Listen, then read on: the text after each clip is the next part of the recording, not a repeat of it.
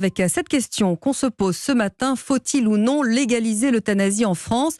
Le débat a été relancé cette semaine avec notamment l'avis du comité d'éthique qui s'est prononcé pour une aide active à mourir à certaines conditions strictes. Je suis avec Jonathan Denis ce matin, bonjour. Bonjour. Merci d'être avec nous et de vous être déplacé dans nos studios ce matin. Vous êtes président depuis 1 an, vous me le disiez, de l'association pour le droit à mourir dans la dignité. Emmanuel Macron qui relance le débat sur l'euthanasie avec la mise en place de ce qu'il a appelé une convention citoyenne. Est-ce que cette convention, c'est la bonne méthode, le bon modèle ? Alors, je ne sais pas si c'est le bon modèle. Ça va permettre d'écouter tout le monde et ça, c'est important dans ce débat. Ensuite, c'est que de temps perdu parce que des conventions, des commissions, des rapports, on en a eu beaucoup depuis des dizaines d'années. Et puis, il ne faut pas oublier qu'il y a 1 an et demi, c'était en avril 2021, vous avez une majorité de députés qui, pour la première fois à l'Assemblée nationale, a voté l'article 1er de la proposition de loi d'Olivier Fahlorny, légalisant l'aide active à mourir. Donc finalement, l'article 1er a été voté. Il y avait un temps, c'était une niche parlementaire, ils n'ont pas pu voter le reste. Mais il y a 1 an et demi, il y a eu cette avancée-là. Donc le texte est prêt. Gagnons du temps. Remettons le texte sur la table. Faisons discuter les députés ensemble. Votons ce texte-là. Maintenant, la Convention citoyenne durera 6 mois. L'ADMD, il prendra toute sa place. Comme, je pense, l'ensemble des citoyens, comme l'ensemble des soignants. Il faut que toutes les parties prenantes puissent vraiment parler calmement, sereinement.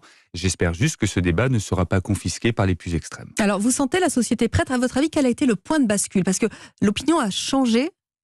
L'opinion, elle n'a pas changé. Ça fait 40 ans que l'opinion est favorable à une légalisation de l'aide active à mourir. Pas dans un si grand nombre, alors, si grande proportion. Alors, les premiers sondages qui étaient réalisés il y a 30 ans, c'était 70%. Aujourd'hui, effectivement, peu importe les sondages que vous pouvez faire, on est toujours entre 90 et 96%.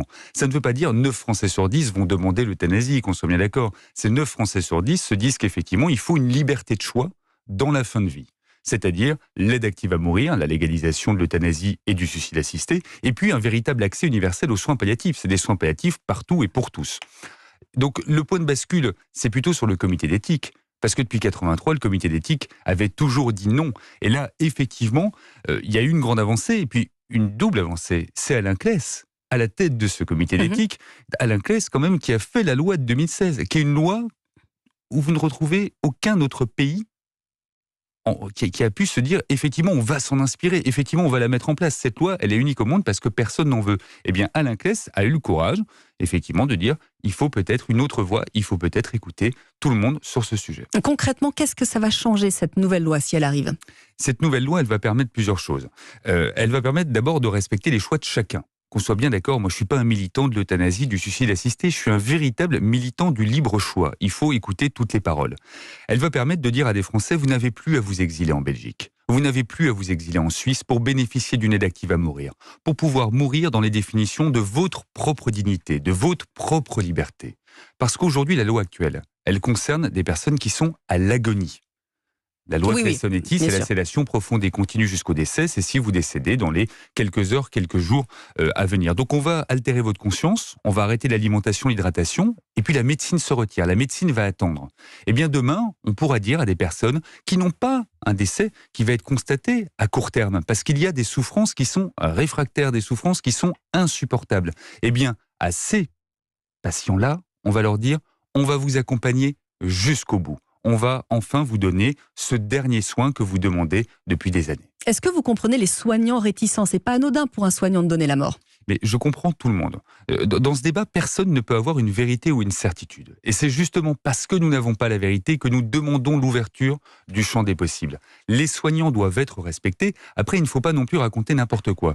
Quand j'entends des soins palliatifs qui nous disent « Moi, dans mes services, je n'ai jamais eu une demande d'aide active à mourir. » Ou si on a des demandes d'aide active à mourir, apporter ces soins palliatifs fait qu'elles vont se taire derrière. Ce n'est pas vrai. Il y a vraiment des souffrances réfractaires. Mais les soignants sont à écouter. Et puis dans cette loi, il faudra mettre une clause de conscience. On ne peut pas demander la liberté de choix et en même temps dire aux médecins, vous êtes obligés de pratiquer cet acte. Donc la liberté de conscience des médecins, elle devrait être dans la loi. Est-ce qu'on doit aussi aller vers une augmentation des budgets aussi pour les soins palliatifs ? C'est important tout de même aujourd'hui. Mais les deux choses ne peuvent pas être dissociées. C'est-à-dire que je crois profondément que c'est compatible.